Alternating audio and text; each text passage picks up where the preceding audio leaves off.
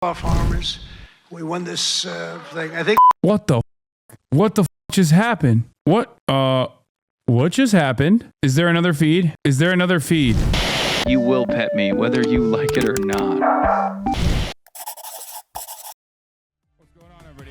If you could, you would be someone else. Hope you're having a fantastic evening, afternoon, pre-noon, no matter where you are in the world. I'm Hasan Piker, and this is the Hasanabi broadcast coming to you live from sunny and not very cold, very warm, 61-degree California, Los Angeles on stolen land. We're live and alive, and I hope all the boys, girls, and MBs are having a fantastic one because today's a beautiful day. Today's a wonderful day. Today is Tuesday. It's Newsday Tuesday, ladies and gentlemen, boys, girls, and MBs. Can you confirm they're calling this the next come town? Ludwig just finished in Hasan. Hasan just finished on himself. XQC just finished on Hasan. China just finished on Hasan. Wait, what are these titles, man? Why is everybody sucking in? That's awesome. Okay, these thumbnails and these titles are actually pretty funny. Let's blast off and let's get right into it because there's a lot of news going on.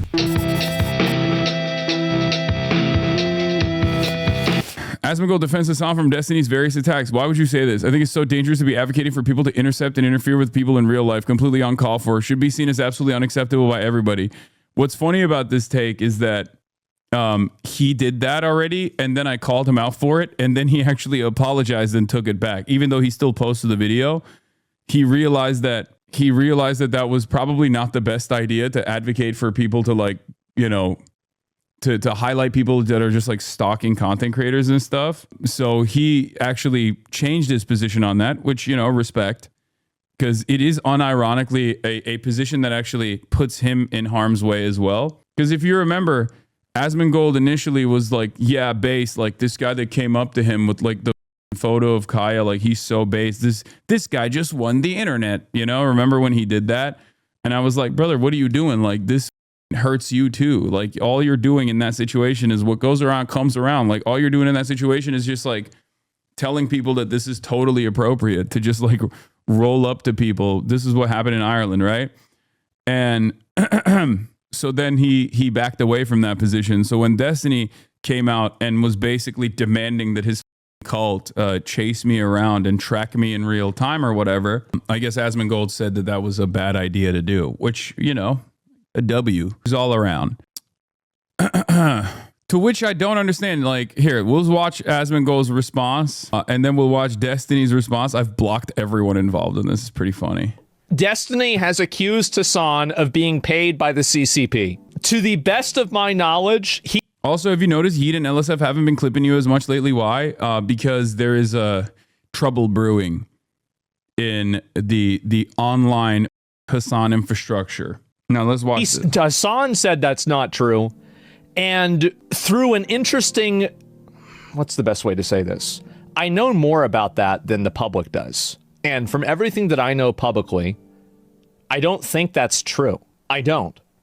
Stupid chiropractic place because he knew how the stuff that he was promoting was, but he was getting paid too much. There's a lot of people that don't want things done to their neck with chiropractors. I don't think that that's unique. And also Hasan works out a lot. He could have had like back damage because he does a lot of working out. Like that's very, very, very possible. It's extremely possible. Which compensated too much. Like, I think it's very reasonable that somebody wouldn't want a chiropractor to crack your neck. It's extremely reasonable. Why do I have to defend it? This is fuck, man. Why y'all do this? Why do y'all do this? Like this is so dumb. Chinese government to say no. Okay, so this guy letting him anywhere near your protest. Let's go hang out with Republicans. Go to the dangerous places and get. By the way, I still don't even understand what the that has to do with like being paid for by the Chinese government. I think he was just so mad. I think Destiny in that situation, Sex Destiny, was so mad that he was just like throwing out darts, right? He was just like, oh, remember when he like, remember when he went to China and got his neck cracked? It's like, bro, half of my fans probably didn't even watch that stream. Why the did you watch that stream? You are a whole ass fan, Sex Destiny. Anyway, as you guys know, the Piker Broadcasting Service is sponsored by you, the people, for you, the people. Ain't no ads on the okay? There ain't no ads on the Piker Broadcasting Service. Just subscriptions are the only way that you can support. Only way that you can support the show. Certainly not the Chinese government. Let's be real. I wish the Chinese government paid for that trip, though. That would have been awesome. We paid out of pocket for that, and we paid a lot of money. Stop. Okay, all of us will clap for you, I promise. All right, go to the Republican places, go to the edgy places, go. Jesus, why do you say this? What are you doing? Why would you say this is insane? Streamer drama, Asmon most affected? It is. No, it is. Every single time there's streamer drama, it's all about how I react to it. It's like there's some drama with Tectone or the drama with the call. This fat loser, this balding Kingdom Come Deliverance is crazy. Go to soundtrack. Oh God. praying piece of to show up at a liberal protest for 6 hours. You can come and finger waves, go hang out with tankies or whatever, but stay the away from liberal protests. This fat loser, this balding, graying piece of to show up at a liberal protest for 6 hours. You can come. Did Japan pay you to have your eyebrows worked on? I need some accountability. Yes.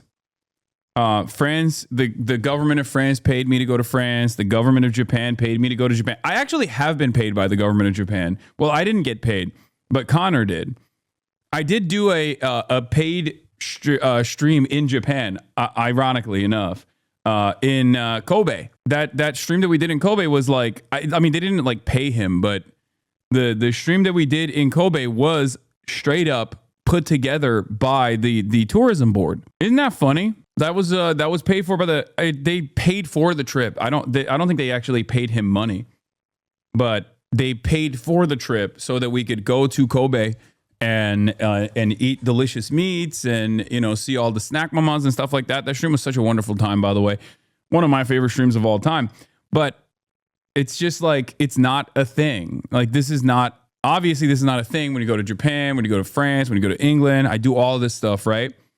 And it's never like a big deal. But of course, when I go to China, and I'm still paying out of pocket just for, you know, just like everything else that I do, all of a sudden, it's a big problem. I wonder why. And finger wave and virtue signal to everybody else that you do, that you matter. You don't matter. Nobody likes you. I didn't want to reveal this, but the reason why I've been off stream so much is I actually gained with my close personal friend. I'll just say his last name is Mamdani, and he says that him and his wife talk about Hasan all the time, 24/7. Dude, he is so jealous, dude. What the how do people not realize that this is just pure rage? This is pure envious rage.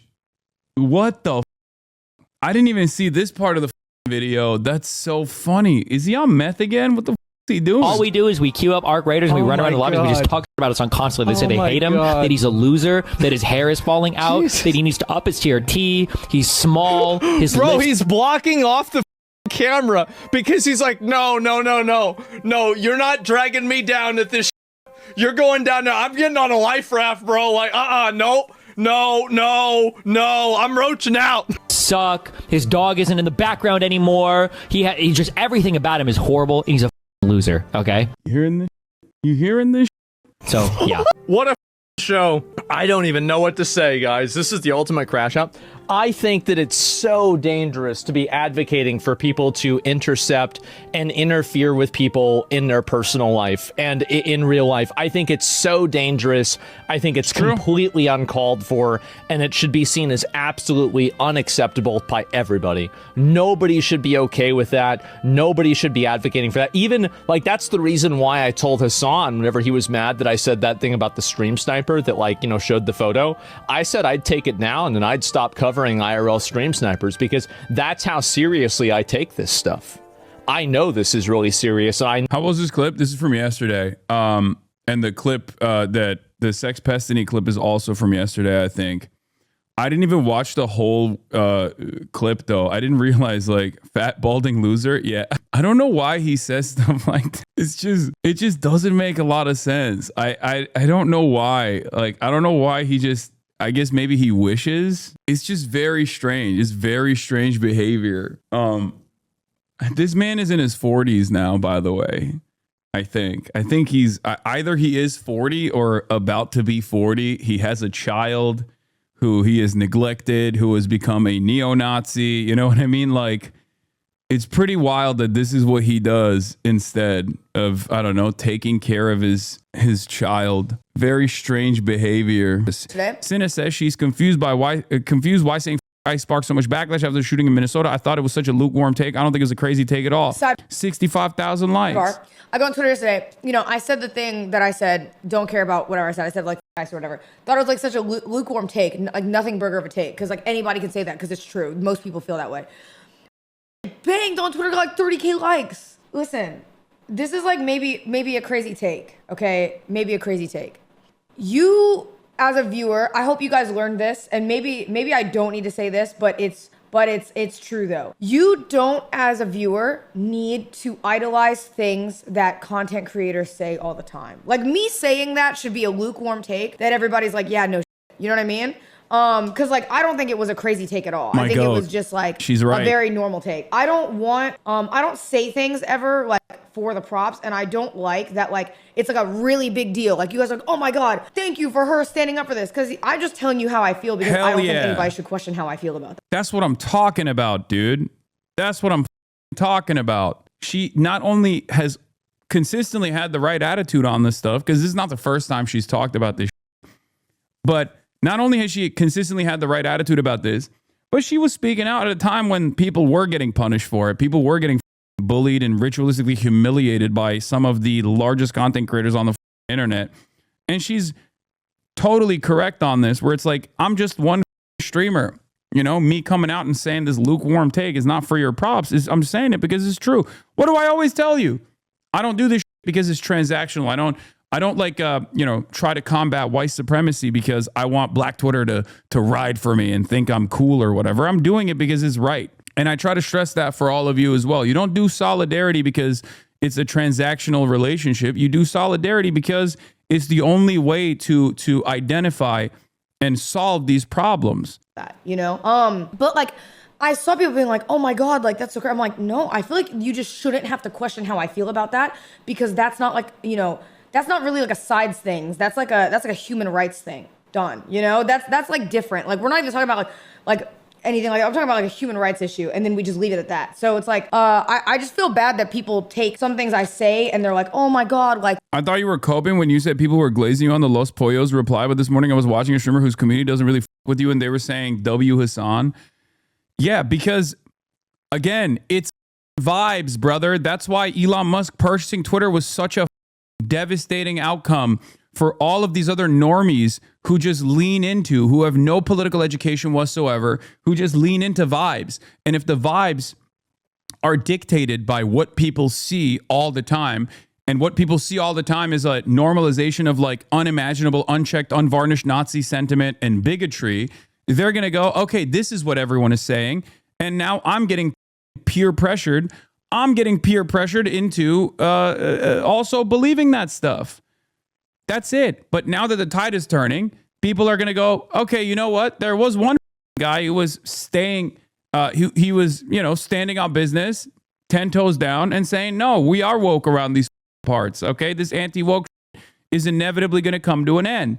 And now now we're at the precipice of that sea change, as I've been signaling over and over again. Yeah, of course, people are eventually going to go, you know what? It was actually cool to say these things. My bad, my mistake. I didn't realize that Hasan was right. But I don't want people to only be on board with this movement because like their favorite content creators are on board with it. This is my point. Like you need to organize. You need to take it beyond your favorite content creators. Something that I mention all the time. Spent an hour talking about drama, then complains about SlopTuber drama. Yeah, I did. I did do that. So wait, these dumbasses are waiting out there for him in the cold? Do you notice they don't mention affordability anymore? Meanwhile, Trump is doing the Will Kane show? Yeah, you deserve it. But you piggies deserve it. I didn't cause it. I came in. Prices were way too high. We had the highest inflation in the history of our country. 48 years, they say. I say the history. But we had the highest, let's say in 48 years, the highest inflation. Prices were way high. Now I've got the prices down, and they're going down still further.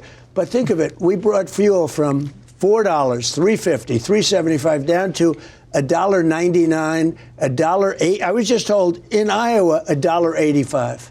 Yeah.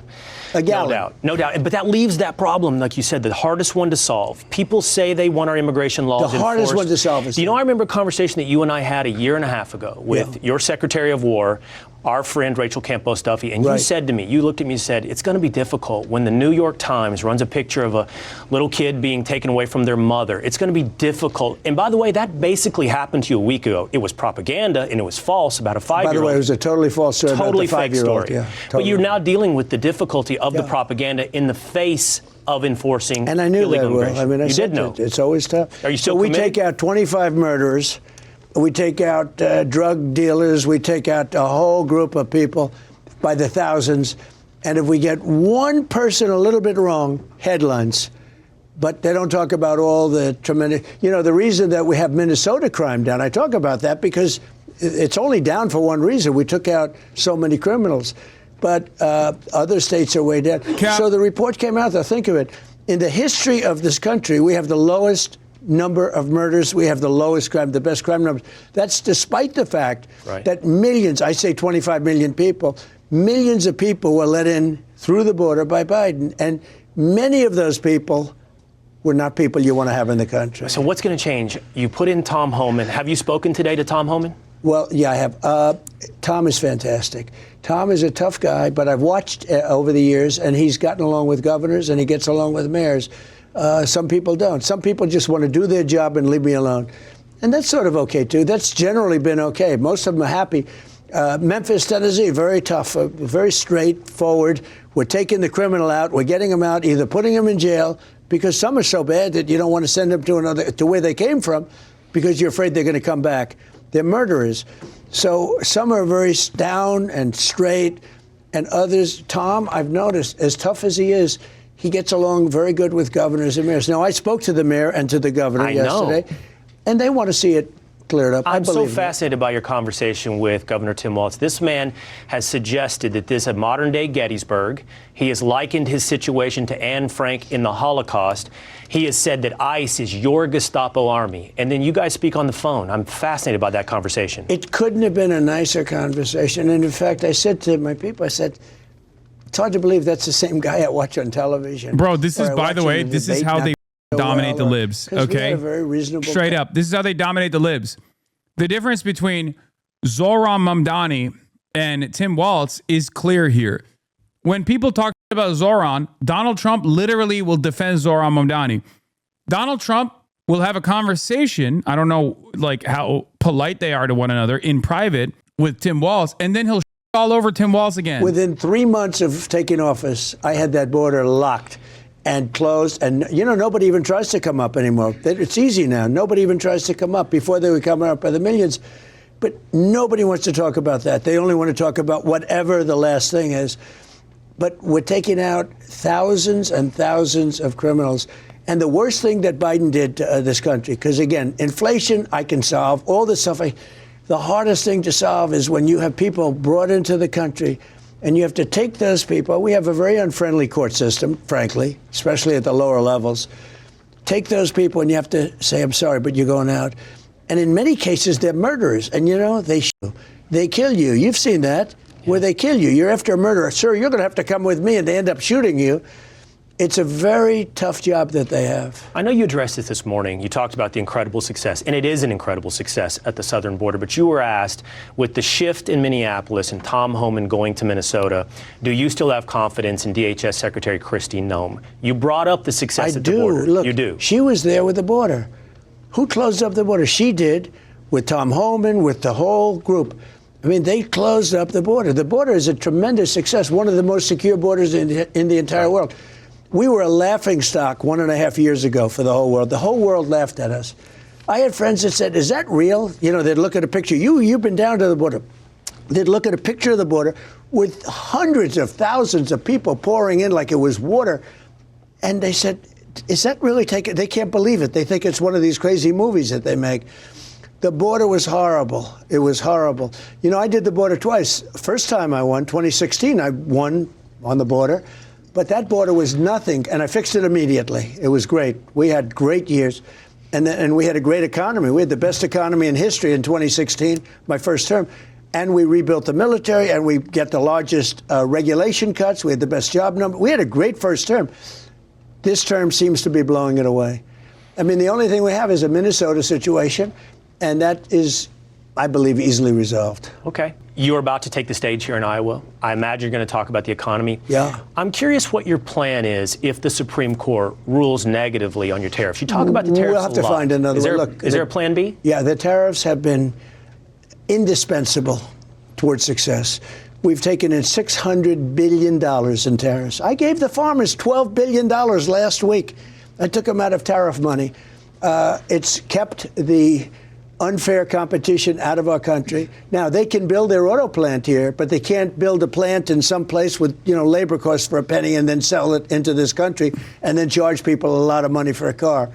So the only way they can do that, they have to build the plants here. So the big auto companies from Germany, from Mexico, from Canada, Mexico and Canada are literally, their plants are closing down. They're moving into this country. So we have more activity than we've ever had. We have thousands of businesses all over the country being built. We have hundreds of big major factories between AI, autos, and many other things being built. We've never had a thing them like as a this. tool for world peace. For world peace, yeah. We have to use it for world peace. But what happens if the Supreme Court strikes down the tariffs? We will find some other way of doing a similar thing. But it'll be more inconvenient. It I won't was just be as speaking easy. to some of the diners here today. Right. David Ullman, he's lived in Iowa for a long time. He's in agriculture. He does express concern about the tariffs and the effect it's had on farmers in Iowa. Well, it's going to be don't forget, they just kicked in. And we've taken in hundreds of billions of dollars. And we've kept a lot of people out that want to come in and rip off for years, it was in the reverse. China would charge us tariffs. Other countries would charge us tariffs. I've totally reversed it. Japan gave us $550 billion. South Korea is supposed to give us $350 billion. But what happens is they're coming in, they're building plants, they don't have to pay tariffs. If they don't do that, so what's happening is we're getting a tremendous amount of business coming to this country, and they're coming in fast and sharp. I think the farmers are going to be the biggest beneficiary, because when you used to have people coming in and dumping their crops into the United States, and you guys were hurt, they're not allowed to do that because we're tariffing those crops. Just a couple of more questions. I think the farmers, in a way, and it's going to take a little while to kick in, and the farmers stuck with me the first time, and I was right, with China, when China did a little bit of a number. We gave you $28 billion then because it was a help because they were taken advantage of for years. We gave them 28. Now we gave them 12, sort of a minimal payment, $12 billion for the farmers. Nobody else would be able to do that. Nobody else would even think of doing that. But the tariffs are going to be phenomenal for the farmers, but they just kicked in. I just see some nods here as you're talking. A lot of nodding. A couple of more questions. A couple of quick more questions, Mr. President. One serious one.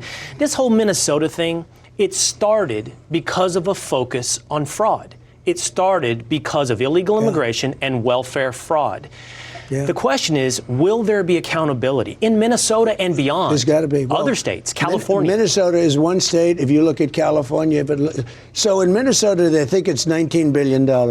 If they think it's $19 billion, triple it or quadruple it. And if we catch a lot of this fraud, and I felt it for a long time, but now we know what's happening. And the answer is, yeah, there will be accountability. It's one of the little problems. I happen to think, and I've said it from the beginning, that a lot of what's going on with respect to Minneapolis, with what's happening with all the hoopla, is so people don't talk about. You think it's a distraction? I've said it from day one. It's a distraction because what you don't see is that we have hundreds of accountants from Todd and from all of the different people. We have hundreds of accountants going over everything that's happening, and we're finding fraud on top of fraud on top of fraud. And I think that they don't want that to happen. You're talking about $19 billion. Probably that's a minimal number. Now, you take that and you go to California. You think California is better? I would say California is worse. It's totally out of control. They don't know what they're doing out there. The governor is, I actually thought he was a pretty nice guy, but he has no clue what he's doing. Look at a railroad. He builds a railroad. It's like 20 times more expensive than it was supposed to be. And what they did to get down the cost, they made it shorter so it doesn't go to San Francisco. You saw what he said, right? He's claiming victory in Minnesota, by the way. He has posted that you have retreated in Minnesota, Governor Gavin Newsom, and he is encouraging people to keep the pressure up. See, I haven't heard that at all because it's just the opposite. I was called by the governor yesterday. I was called by the mayor yesterday. How do we do something? Please, how do we do something? I think it's bad for them. I don't think it's bad for us. I think it's bad for them. Yeah, you'll have to see what Governor But it's not Newsom a question posted. of retreat. We want safe cities. Whether it's if we took a lot of the crime out of there. We want safe cities and states. We want a safe country. And again, we just got a report done by Democrats that the country is the safest ever recorded right now. Right. Along with a secure border. I'm just looking around, who's here today. There's a lot of people, but one guy who is not here is your Secretary of State, and I'm afraid he made a very big mistake. He gave an interview where he said that one of his tricks with you is on Air Force One. Marco Rubio goes into a room and covers himself up with blankets so that you won't see him sleeping, that you'll think it's a staffer. And so I think there's only one of two ways you go with this. Sorry. You give him yet another I was job. screenshotting something. Yeah. Or We'll give you him pull the another one. blankets back. That's what he wants. Let me tell you, he's doing a fantastic job. But he's a tough cookie. I can tell you that. He's a tough cookie. He's going to go down as the best Secretary of State we've ever had. You see what we're doing. Just today we solved a tremendous problem in conjunction with Syria. Saved many lives. Right. I mean, we're saving a lot of lives all over the world. Ended 8 wars. I'm very proud of that because it's not tough for me. We're trying to end one more, by the way, Russia, Ukraine. And I think we're going to get that done, too. But we ended 8 wars and saved tens of millions of lives, and I'm happy about that. You should be proud. Thank you.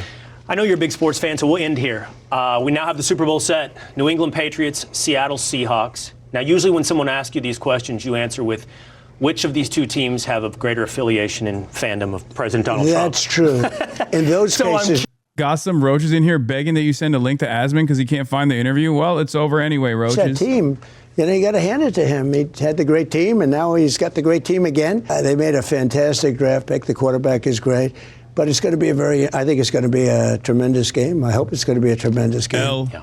Mr. President, I know you got to take the stage. I really appreciate all the time you've given us and joining us live. Rocherino. We called a lot of audibles right here at the last moment. We really appreciate you joining us. Well, you've done a tremendous job, and you've really been very fair to me. I don't even say nice. I just want to be fair, and you've been fair, and you've also been nice. Yeah. And so it was fair means glaze. As you, I said, let's do it. All right. My goal is to tell the truth, Mr. President. Thank you very much. Thank you so much. Thank you, Will. Oh, yeah, totally. Thank you to the President of the United States.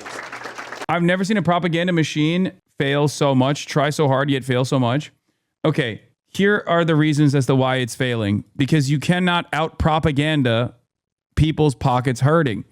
You cannot out-propaganda your own agents going around and murking American citizens. Okay? That's it. That's it. You can do as much, you can try to do as much propaganda as you want to. Okay? At the end of the day, if you're Gestapo are roaming the streets and just murking people are going to go, I don't like that. Okay, I don't like that at all, especially because one thing that's different from Trump and his predecessors is that they have done away with manufacturing consent. They have a much more heavy-handed approach to propaganda. And a much more heavy-handed approach to propaganda, state propaganda, only works if you are improving the material conditions for the masses and people know that they're being propagandized too. Okay? The beauty of the neoliberal mechanism of control has always been to make people feel like they're on board with everything that's going on. To give people to falsely present a reality that makes people feel like they have control over their lives. Okay? Because if you go to other places around the planet, people know that their government's lying to them, right? People don't even consider what the government is saying to be like the objective truth. They know the government is going to always have a pro-government slant in their approach, in the way that they communicate to the public. And they don't make a big fuss about it if their material conditions are improving. Now, of course, if their material conditions are not improving and the government is being authoritarian, then you have problems. Then you run into rebellion, right? That's how America has been able to dominate all these other countries for years and years by way of sanctions, by way of economic domination, IMF, World Bank, austerity measures, and the like. Okay, but in America, we don't have the expectation that our lives are going to get better, but we have the expectation that we are free. We have this false notion that we are free. And the only way that you can keep up that false notion is if you abide by the liberal mechanism of control, which is to make people feel like they have a pressure valve in the form of democracy, or to make people feel like they have freedom of speech, to make people feel like their government or their media is not lying to them. So America is breaking from that tradition under the Trump administration by just behaving in the same way that like authoritarian governments do. Okay, more authoritarian governments do. Autocracies. They're doing state propaganda over and over again. And once people start realizing, okay, well, you're still killing people. And also on top of that, I have nothing to look forward to as far as like American improvement, as far as the economy improving, as far as my material circumstances getting better. What the fuck am I in it for? Just to kill a bunch of liberals in Minneapolis? Like, sure, there are some who want that. There are some who are on a vengeance quest. But there are plenty more in the Trump base that are demanding what Trump promised them. You know, Minnesota's in the news a lot, but what they don't say is that Minnesota has low numbers because of the fact that we took thousands of hardened criminals out of Minnesota. So they had good crime numbers, believe it or not. And that's all working out. You know, we have Tom Homan there now. We put him in there. He's great. And they met with the governor, the mayor, everybody else, and we're going to de-escalate a little bit. But I will tell you, Minnesota's in the news a lot, but what they don't say is that Minnesota has low numbers because of the fact that we took thousands of hardened criminals. We saw this part. It's right. We know that it's especially when you consider that ICE is directly responsible for 66% of homicides that took place in 2026 so far in Minnesota. So, no, you actually went there and you did more crimes. So a year ago, they hated me, and now they love me. But it includes dozens of burdensome regulations that were crushing our amazing farmers. We love our farmers. We won this thing. I think. What the just happened? What just happened? Is there another feed? Okay. I knew who the hell Kamala was. All I knew is she was the border czar. We had millions of people pouring through, and she was the border czar. God, I got so. But I will tell you, I got stoked for no reason. We didn't know much about her.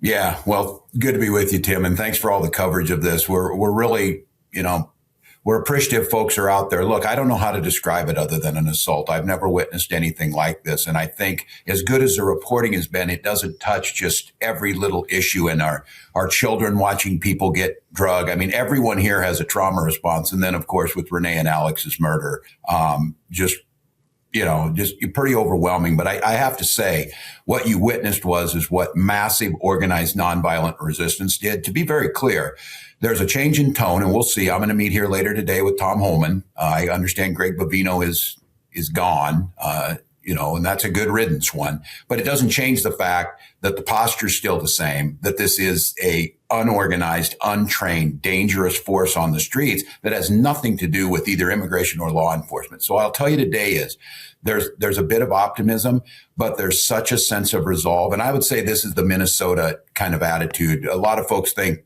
winter's over in March. Minnesotans don't let their guard down till May. And I'm telling you, these folks that are out there on the streets, they're very skeptical, and rightfully so. So the mood is, there's a hint of hope and optimism, but there is a resolve that says, the end of this is not Greg Bovino leaving. The end of this is a sane policy on how you do immigration reform and stop an attack by the federal government on it. Yes, to that point, you said you're going to meet with Tom Homan later today. I concur that getting rid of little Greg is a plus, but the demand was to get ICE out and CBP out, and to replace him with Tom Homan, who has been in his own right pretty incendiary on Fox, and has his own baggage. I'm wondering, if you think that's a satisfactory change for starters, and when you meet with him, what you're going to ask him about. White House makes decisions based on emotions and non-reality that we're living in. I am in a position right now where I want to be very careful to continue to stand up, and we won't give an inch, but not to poke the bear where we don't need it. My hope is with Tom Homan is different from Greg Bovino and these folks on the streets that are just amateurs, that he is a true law enforcement professional. I certainly wouldn't agree with his ideology on things, but I think what he understands is this thing turned into a disaster for them. Their most popular issue on immigration the bottom has fallen out on them. And look, bro, this is my biggest fear is being realized in real time, dude. Holy.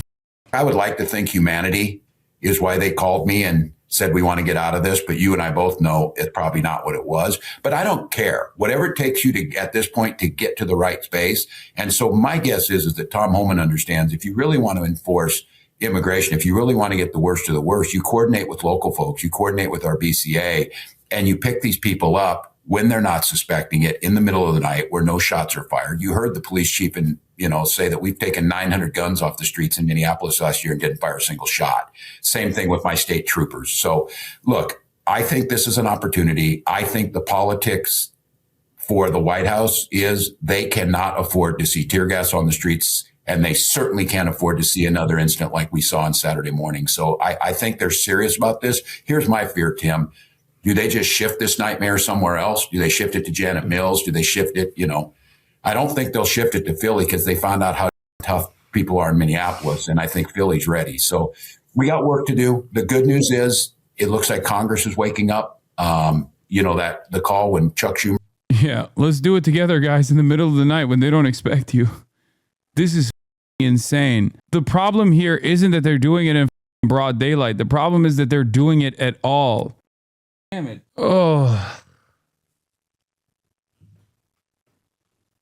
All these guys give a shit about is the optics. All right, so they're gonna try to improve the optics of ICE raids by, I guess, doing night raids instead of fighting back, instead of trying to pull them out, instead of trying to force them to retreat after a moment of unprecedented pushback. They're basically just saying, like, you're up the bag for us too. You're up the bag for us. You're making us look like weak, pathetic cowards. And as long as you cooperate with us, we'll cooperate with you. We said we're not going to fund them. That was music to all of our ears because, for Christ's sakes, the bar is really low here for success, but that's success. Speaking of low bar, not murdering people is a pretty low bar. I think one thing I would ask Tom Homan, if I were in your shoes, I swear to God, this is the limits of liberalism in broad daylight, dude. This is the limits of liberalism in broad daylight. If this is actually what's going to happen, I mean, because, like, look, we're trying to understand where this is going to go. We're trying to identify, like, what is going to happen next, right? And it feels like, yeah, they're trying to do a Vichy France style structure where it's like, no, it's better if we participate in this. It's better if we participate in this alongside you, and therefore there's, like, less death, I guess. Like, the argument here for liberals is, well, at least there won't be another Alex Peretti situation if we do it, like, the right way, if we have local law enforcement cooperate. And we just become more efficient at kidnapping people in the middle of the night with less cameras around. Okay, that in and of itself, once again, doesn't actually identify the problem or seek to solve it. It just tries to brush the problem aside. And then liberals will look at that and go, well, don't you think it's better that, like, there won't be another Alex Peretti situation? Well, one, you don't have a guarantee that there won't be another one at night. And two, like, while technically, if Trump made the problem 10 times worse, and this is an existential crisis, and you get him down to a 9 times worse problem, sure, the 1x went away. Yeah, but it's still a problem. There should be a 0. Like, that 10% reduction is not actually you doing anything. Do you see what I mean? Democrats constantly want you to do that 10% reduction and shut the up. Also ending. And then they'll spend every waking moment being like, oh, dude, you just want pie in the sky ideas. Like, what do you mean? You can't do a 100% reduction. It's got to be a 10% reduction at most. What more do you want? We did our job. Meanwhile, they didn't do anything. They didn't even do anything. Like, is it better if the state cooperates? Because when the state cooperates, you have situations like Dilley, okay? You have this. This is a state cooperating with ICE. Families at a South Texas detention facility protested for freedom. This all happened over the weekend at the South Texas Family Residential Center in Dilley, which is just outside San Antonio. That is where a 5-year-old This is the state cooperating with ICE. detained in Minnesota last week and his father were sent. Our Daniela Ibarra spoke with an attorney who was there and heard that protest as it happened. Immigration attorney Eric Lee says he came to Dilley on Saturday to visit clients. When he was in the waiting room, he says guards ordered him and everyone in there to get out. He says he was overwhelmed by what he saw and heard. Can you hear that? Lee captured this footage on his way out of the facility. And I started hearing all these children shouting. I wasn't sure what it was at first, and then I started to hear that they were shouting, let us out, or libertad. It was hundreds of them, and they're kids. The Frio County Sheriff's Office told us this happened just before 1 p.m. on Saturday. The sheriff says detainees were organizing into groups, trying to push their way out. This is a concentration camp, man. Deputies, DPS, and Border Patrol officers responded. Lee says the detainees speaking out like this is a risk. To express their First Amendment right to seek redress of the U.S. government for the conditions that they're facing, I was inspired. Last year, we told you about a lawsuit alleging inhumane conditions inside the facility. Families claimed the water and food made them sick and said the medical care is subpar. Attorneys for those detained say that hasn't changed. We did reach out. That's what it looks like if the state is cooperating. There's not a lot of pushback on the ground, or the pushback is limited. Local law enforcement and state law enforcement actually helps identify who to deport, who to kidnap. And once again, this is the image. This is the outcome. People don't want this, okay? It's not that people are worried about the excesses. It's not that people are worried about like a constant ICE presence on their streets. I mean, that's annoying too. That obviously is a part of the domination. But they also don't want this either. This is the reason why people are protesting. The reason why people were doing ICE Watch. It blows my mind that like the majority position right now, the plurality position is abolish ICE. And the overwhelming majorities are actually very frustrated with these mass kidnapping and mass deportation initiatives. And Tim Walz and people like that are making it seem like the only problem here is that it's happening in broad daylight and they're dominating regular American citizens. No, that's one outcome that people are even more frustrated by. But the real reason why they were doing ICE Watch to begin with is because they don't want their neighbors kidnapped. Democrats act as though that's not the main consideration here. Democrats act as though the kidnappings are not the problem. It's the fact that you're seeing those kidnappings, and in the process of seeing those kidnappings and disrupting those initiatives, you get dominated that is the problem. No, that's one of the problems. That's not the main problem. The main problem is this. Is it better if Minneapolis looks like this? This is the limitations of liberalism in broad fucking daylight. With MS Now reporting, by the way, Trump's Justice Department has decided there will be no civil rights investigation into the fatal shooting of Alex Peretti. And instead, 2 units of DHS will investigate their own officers and the man they killed, according to the 3 people briefed on the steps and internal records reviewed by MS Now. Well, that's what was happening when Democrats were in office. They just did the deportations under the radar. Yeah, no, I know.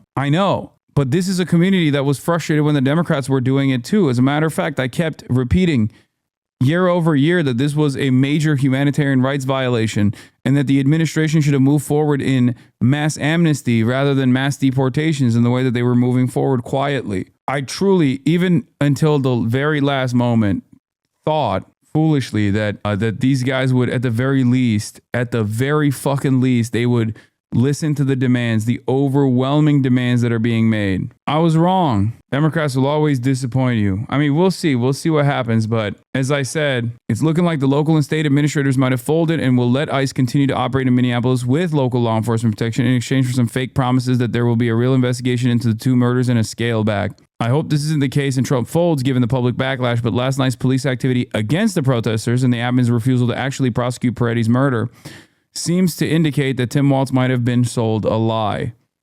Or rather, he wanted to believe he wanted to believe this lie and leaned into it because he's a coward. Let this be yet another moment for you to organize, for you to understand that if Democrats won't save you, the only person that will save you is your friends and your neighbors and your community. I cannot believe that we are repeating the same mistakes that we all should have learned in school, that the Nazis that happened in the buildup to the Nazi takeover of power, a consistent attempt to lean into the Nazis and the fascists in general by liberals that wanted to do business as usual politics and thought that they wouldn't actually end up in the concentration camp themselves. This was Trump's offer to their demands, by the way. They were so desperate to do nothing, they took the first deal that came their way. Meanwhile, on the other hand, you have people still talking about Kirsten Gillibrand talking about reforms. Another statement from a Senate Democrat demanding reforms without any mention of what those reforms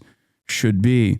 Extremely worried that this will end up being a 9.4 on the kneeling kente clause scale. These guys just keep saying, "Oh, they're out of control. They're out of control," but they don't actually make any demands about what that retribution will look like. Nonsense. Mayor Jacob Fry, today Chief O'Hara and I met with the Border Czar Homan and had a productive conversation. I reiterated that my main ask is for Operation Metro Surge to end as quickly as possible. Public safety works best when it's built on community trust, not tactics that create fear or division. I share with Mr. Homan the serious negative impacts this operation has had on Minneapolis and surrounding communities, as well as the strain it has placed on our local police officers. I also made it clear that Minneapolis does not and will not enforce federal immigration laws, and that we will remain focused on keeping our neighbors and streets safe. City leaders will continue to stay in conversation with Mr. Homan and his team. Yeah, we'll see. We'll see about that. Just the harassment. Yes. The racial profiling, going after people based on how they look, on their accent, the harassment of protesters. And I don't see how the resistance to this can stop unless they stop infringing on the rights of people that aren't doing anything, that aren't criminals. Yeah, and that's what's foundational. Look, we added some folks. We added the Second Amendment folks. I've been screaming, where are the don't tread on me folks? Well, they're showing up a little bit on this. But yeah, you're exactly right. And I'm going to ask, and I didn't on the call because I was very specific. We need a full independent investigation of these murders and accountability, and we need them out of here. But I'm going to ask Tom Homan, you spoke about this. You know, the insult just to the soul of this. I mean, this is moral injury that we're living through. They still have an active federal investigation into the wife of Renee Good. And that is demented. Can you elaborate more about liberalism laying bare, please? What do you mean? This is the limitations of liberalism. The idea that getting 10% reduction in the cruelty is better than not getting any cruelty reduction at all. Donald Trump ups the intensity by tenfold, and then you get him down to 90% instead of the 100%. And you say, well, there it is. We did it. Meanwhile, the public are demanding 0% cruelty for understandable reasons. They feel like they secured an optical win, right?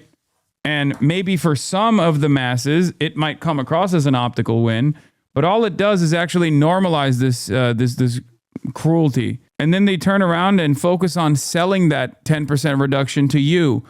They tell you, shut the up. Isn't it better to have 90% Hitler than 100% Hitler? Obviously, that's a 10% reduction in Hitler. How about 0% Hitler? This was the point that they wanted to get across anyway. This is what J.D. Vance was saying. Comply or die. How dare you not tell your local law enforcement officers to play ball with the Department of Homeland Security? If you don't do this, if you don't actually allow us to do this, we're going to continue upping the ante. We're going to continue upping the pressure.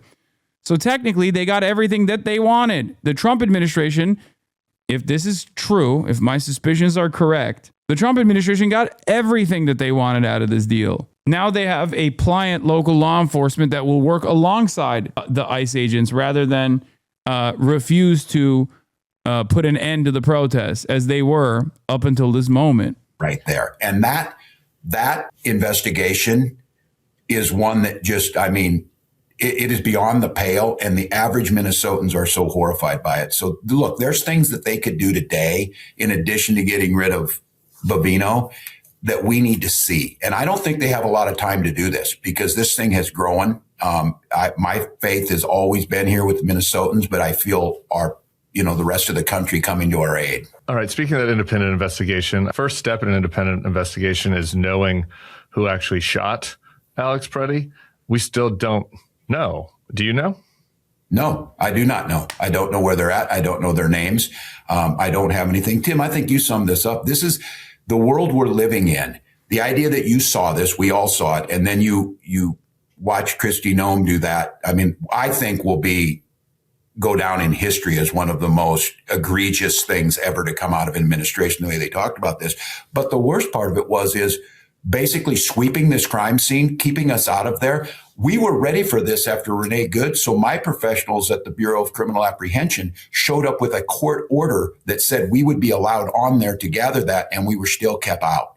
So yeah, I don't know. And you know how these crime scenes work. You ruin the evidence.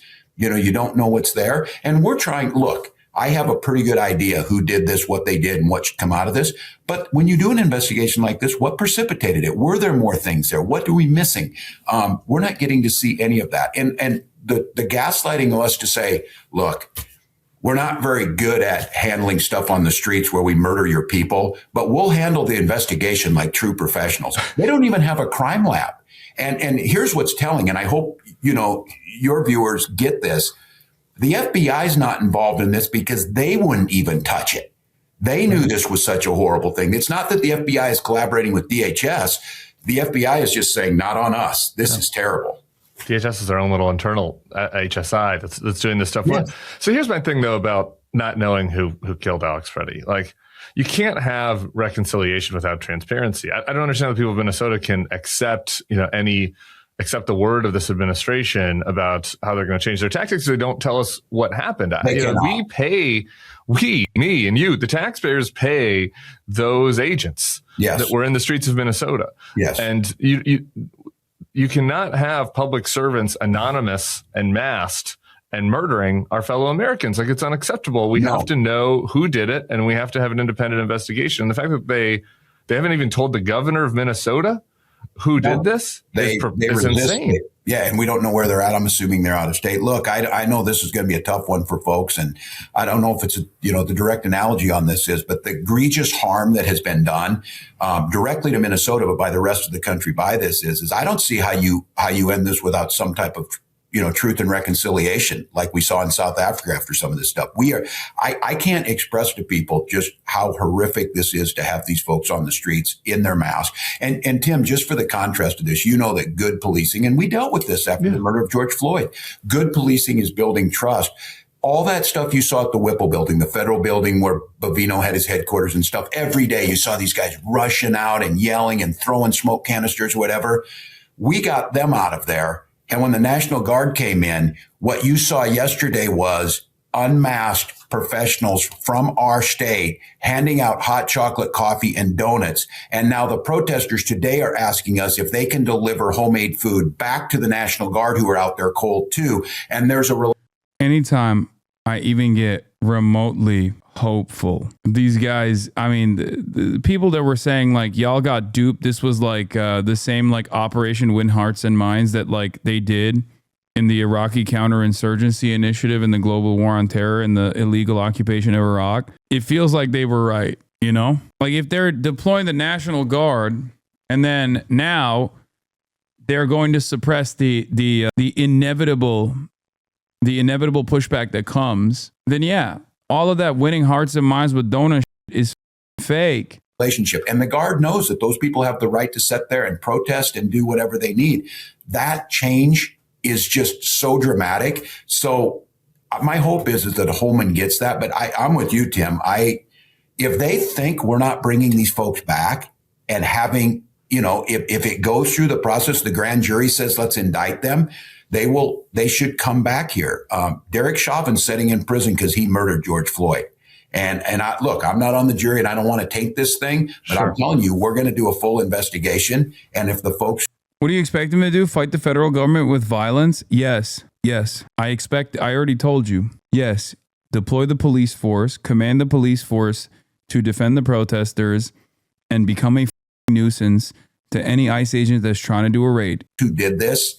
Which you saw with your eyes, they need to be held accountable. And they're not getting out of this. Has that investigation started? Our side is we're doing what we can do. We were able to get out there the next day. We being the BCA, we're gathering evidence. The same thing with Renee Good, and the Hennepin County prosecutor is working on this. The Attorney General is doing it, and we will do this, and we do it well. I think these folks think somehow, they're getting out of this. Let's say they stall us for 3 years. They're still coming back. We're still going to find out who it is. And there's still going to be, because if you don't, that's foundational to our democracy. We lose it all if we don't do it. Yeah. Yeah, it's a free country, right? And people that work for the government, this. Look, I get frustrated when you hear from the other side them saying, well, they have received threats and they've been doxxed. And I don't support threats. I don't support doxing. I know you don't. But you've received threats. You've received doxing. Judges have. Your police officers have. And, they're transparent. and they show their face and they show their name. My best friend and Speaker of the House was murdered over political issues here earlier in the summer. And I tell, your listeners to understand the trauma in Minnesota, I can't even explain it to you. To have our most popular politician murdered with her and her husband and her dog over someone that has a... We are the good Gestapo, trust us, is literally the Wehrmacht versus SS argument. Yeah, clean Wehrmacht myth, but happening in real time when we can literally see the Wehrmacht not being clean at all. Diatribe over abortion. And then for Republicans to somehow say, oh, maybe the governor's behind this. What is Kristi Noem's first thing on this is? This is on the governor. He talked him into this. Look, they are running this stuff up in their reality, but they came up against what democracy looks like. I think they thought they could steamroll this. I think they thought that they would get weak resistance or they would try and provoke violence. Neither of those things happened. And look, in a world where it's really hard, Tim, to find some hope and optimism on this. People of Minnesota won this thing in 40 below winter, at least won this first battle. I want to be very careful. Nothing has changed here. As far as I know, they're still out on the streets. We'll see today. And we'll see if Tom Homan changes the entire approach to what they're doing. Amen to that on the peaceful protests, by the way. They want to drive. So you got nothing. You just got assurances. You just got a promise from a guy you've been calling a fascist dictator for like the last month, for good reason, by the way. Like when you say people in Minnesota are scared, they're like Anne Frank, and then the next day you call up the Nazi administrators and you tell them, oh, as long as we do this privately, as long as we do this like as quietly as possible, it's fine. You're basically saying like, no, it's all right that Anne Frank was getting deported. Like, come on now. What leverage could he use? I already explained it. Lean into the population, man. This is the demands of the streets. I was there. I've seen it. Hello? You saw it too. If you watched, I asked the people on the ground. I said, what do you want from Tim Walz? Are you happy with what he's doing? And they said, no. Is there some more powerful rhetoric that could be used? Yeah, that's all it stands. That's what it is. Yeah, he should be saying more, I think. He should be saying the F word more. He's only up to the level of saying this is... He should just start saying slurs, actually. He should just call Trump slurs. And just unbelievable bravery. And I'm so proud of your citizens. Me too. And I'll tell you how proud I am. I'll tell you, if anybody deserves a Nobel Peace Prize, it's the people of Minnesota. That's very clear. I want to ask you about a couple of phone calls you've had to have. None of them pleasant, I assume. First, with the president. He said in his statement that you guys are on a similar wavelength. Wondering if you agree with that and what the phone call was like. Well, look, and I will just say, and I've got a good team around me. You can imagine, Tim, I am furious. I'm angry. I'm trying to contain my emotions on this. And I told the president that this got Dan. And I think when he thinks on the wavelength, he's angry, he says, guys. Yeah, you won't like it when he's angry. Okay. I agree this has to end. Now, I don't actually know what his end state looks like compared to my end state, but we both agree that this needs to end. And then, he was quoting statistics and he said, well, we've already pulled 13. Bro, Democrats in power unironically act like they're Twitch streamers or something. like they're always doing like, well, someone's got to do something about this. It's like, bitch, you're the someone. I'm supposed to say someone's got to do something about this because I have no power. I'm a Twitch streamer. You're the governor. You command your own military. What the do you mean someone's got to do something about this? We're really trying to find a guy in power to do the right thing here. Oh, don't you know? You don't understand that Tim Walz is creating an alliance with the State Department because he cares about his people. Yeah, exactly. The Democrats are Neville Chamberlain in party form is correct. It's always appeasement. 15,000. Our local media has done a wonderful job of this. All of these are lies. Tim, they're putting up pictures of some of the worst of the worst. The one that they're bragging about, we arrested him and he was in a Minnesota prison for years and we handed him over to them. So this is not like they were out. Like bare minimum, every blue governor and every blue mayor should refuse to cooperate with the federal government and should order their police to protect the citizens and should basically tell the citizens, you can call the police. The police will work in line with your interests. If you call the cops, if you see something, say something. You call the cops when you see random cars with masked people inside of them and you feel threatened You can call the cops. You can trespass people that are trying to unlawfully enter your home. Do you understand? I'm not even saying like reinvent the wheel here. I'm saying like you can create a system by using existing statutes or even writing new statutes to turn around and make the federal government's tyranny as difficult as possible, okay? That's what I am saying. I'm not saying like tell the cops to go out and shoot ICE agents or something, okay? That's insane. That's not my argument. What I'm simply saying is do the law, do law and order. If the federal government is utilizing its Gestapo rogue agency in a way where you are threatening the average citizens when they can't go outside, they can't go to school, they can't go to the mall, because they're terrified that they're going to be harassed by this unaccountable force of murderers, then tell the population that the cops are on their side and that you are directing state officials and state law enforcement and local law enforcement to go and defend the population. The state and localities should not be seen as an oppositional force here against the interests of the public. They should be working hand in hand. They should be working side by side. That's what it would look like if roles were reversed and there was like, I don't know, a Democratic administration that was doing something similar. I can't even imagine how that would work. Like maybe during vaccines or something when if Joe Biden was like, we are by force going door to door to inoculate every single citizen that refuses to get inoculated. Like, what do you think that would have happened? What do you think? How do you think that would have gone? How do you think that would have worked in a red state? Governor Greg Abbott would be like, I'm literally putting the National Guard on high alert. We're going to start shooting. We're going to start shooting anyone that tries to do inoculations. Okay. What do you mean? That's literally how it happened in their mind. Okay. Well, that's not what happened though. Okay. Sometimes I just wish that the Democrats would do politics in the same way that Republicans do, right? But the problem is Democrats don't do politics the way that Republicans do. They don't game the system in the way that Republicans do. And they instead hear me, I guess, and decide, oh, you want us to do policy in line with the Republican agenda. No.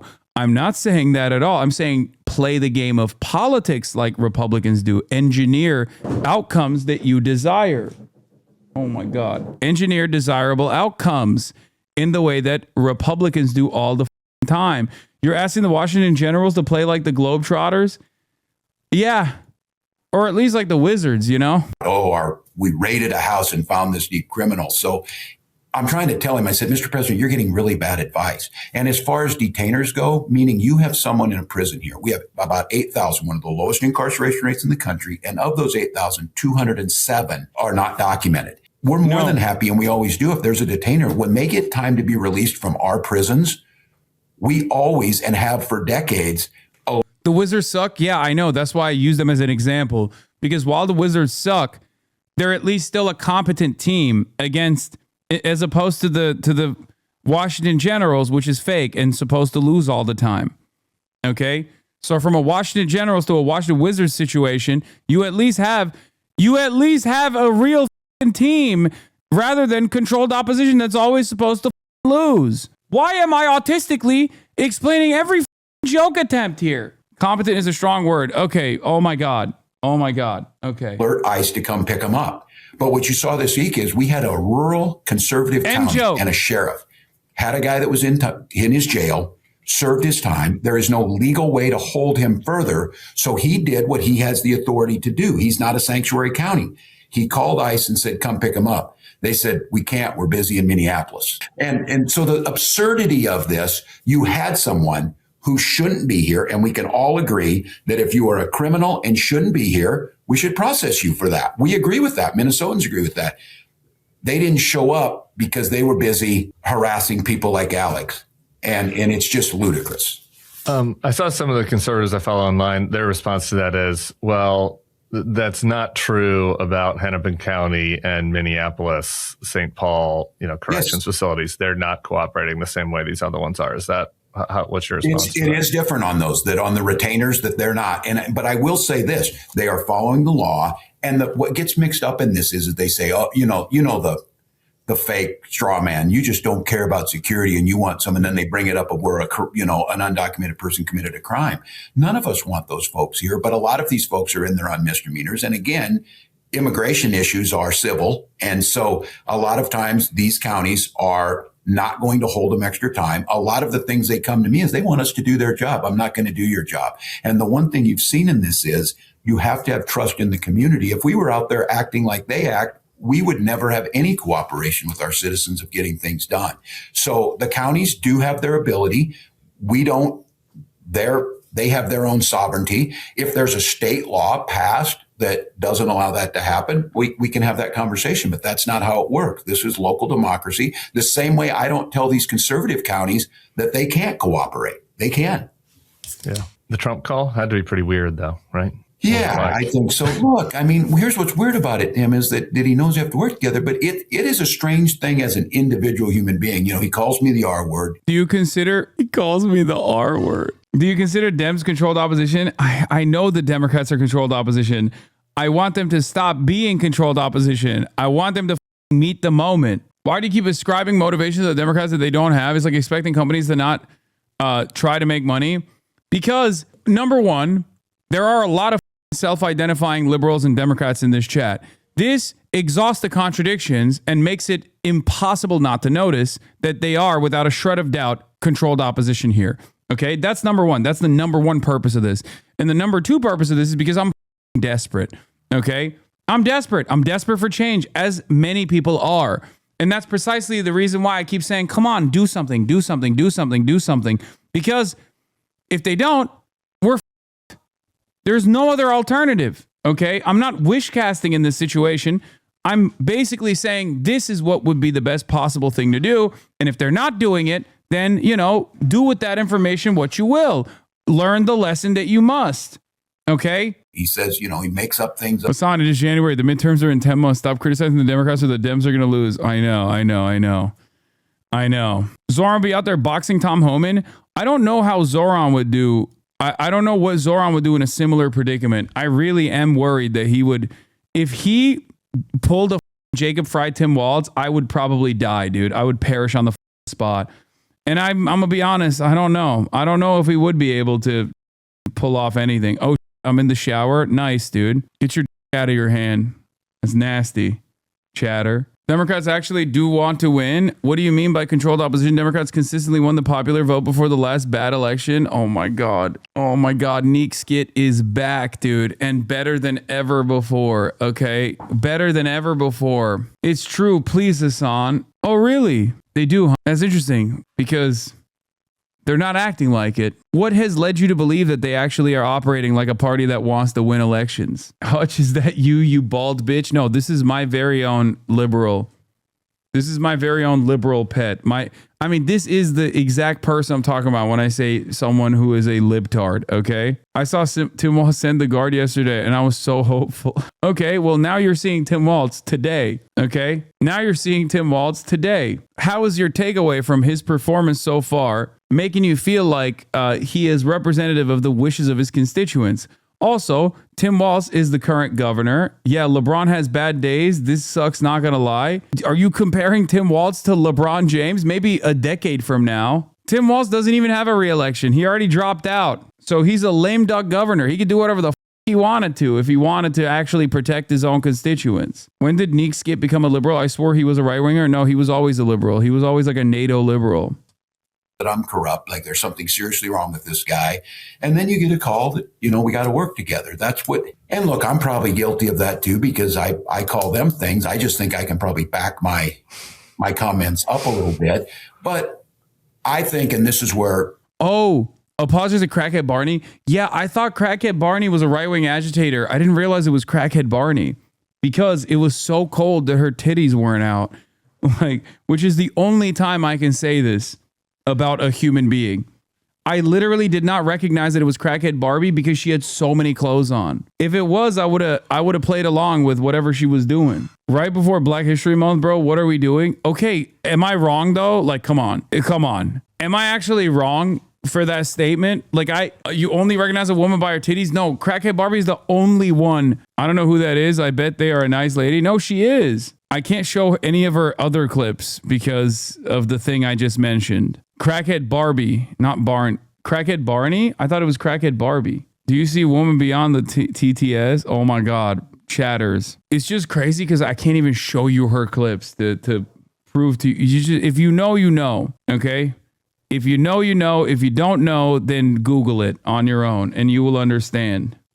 I am very hopeful for the president to make that call, to tell me he will look into giving us back the cases, partnering with them and reducing the numbers.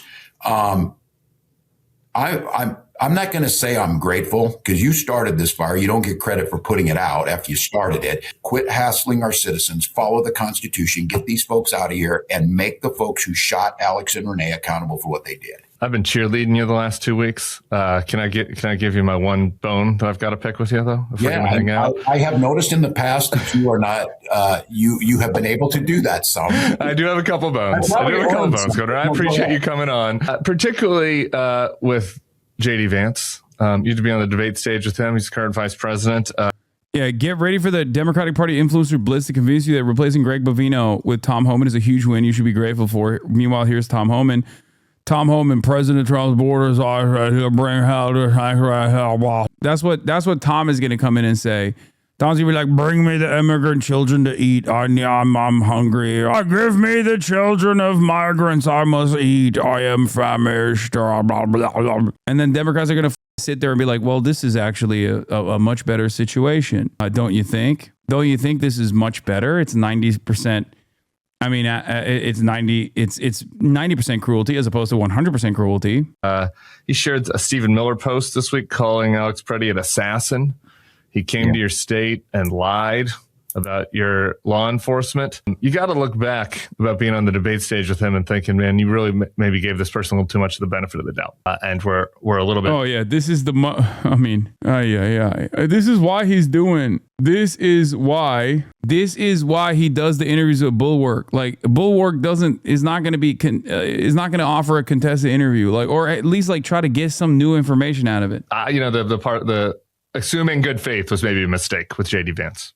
Look, I'll own it. But Tim, you've been around this long enough. No, when you're on a ticket, you take your orders. Look, I have agency on that, meaning I could have in this, but I am a good team player. And I will say this, I never kidded anybody about debates. I don't get joy out of beating someone in this or whatever. And I said, the worst people I think are debates are teachers where I try to find reconciliation. And I think he was well prepped. It was strange to me to be in the presence of someone who I couldn't see a tell on him when he lied.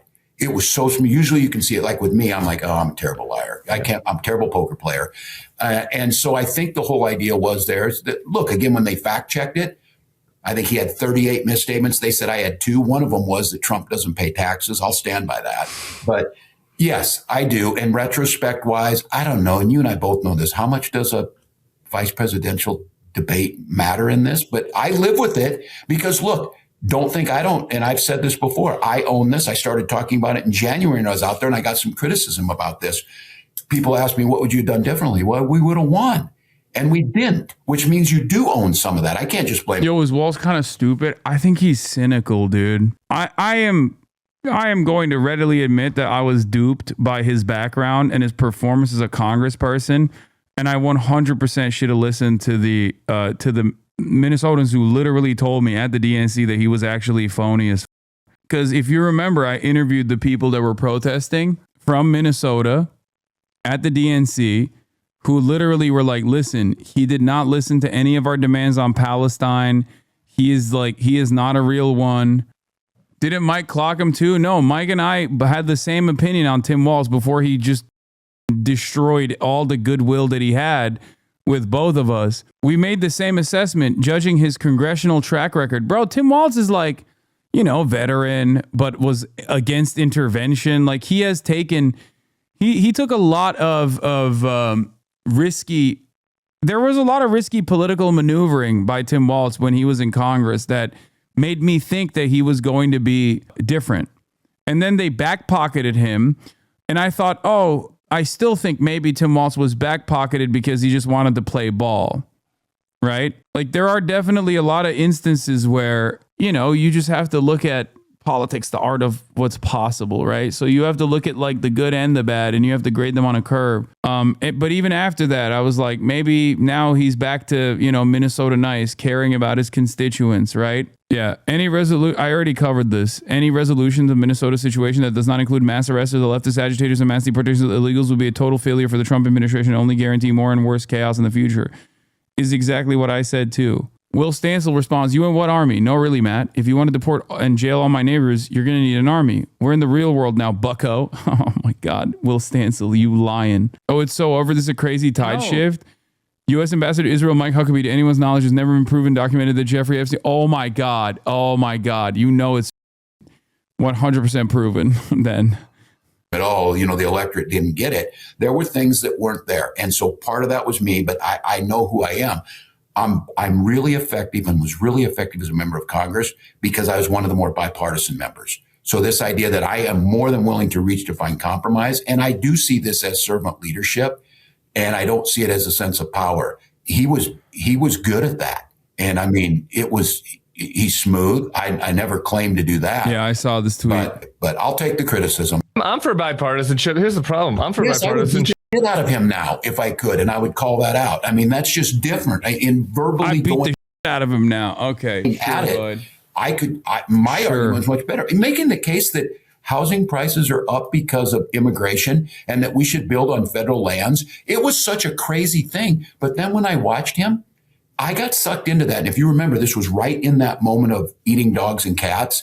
I took that bait and thought that was the argument of how outrageous it was. That was not the argument. And he said that your cops are liars. He said that the ICE agents aren't. They all did. That's exactly right. That this is the problem with them. And well, the president said it, that we told them to stand down. Do you think they would do that? Do you think that the police would not protect citizens no matter if I'm... Yes. Well, this is the whole paradox with these guys. They don't back the blue. They don't back police. January 6th proved that. Fanone and the rest of those guys will tell you that. They back the blue when you're with them. I don't want her running out now. like And I'll tell you what they're angry about is you got folks like Chief O'Hara understanding and calling this crap out and saying this isn't how it works. And that man had the hardest job in America to try and restore trust in the police department after George Floyd was murdered and laid on that street for 9.5 minutes, because that's still a tough situation here.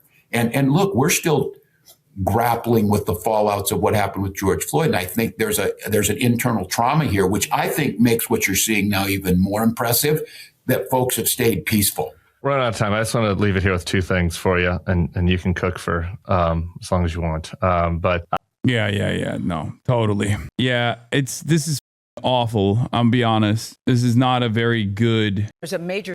This is not a very good. This is not exactly giving me hope. Okay, not even a little bit. You will pet me, whether you like it or not.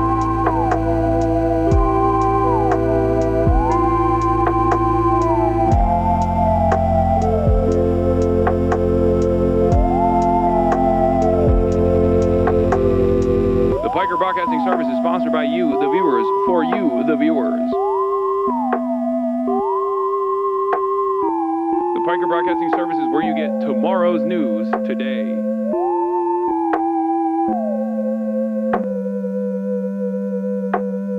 Whether you like it or not.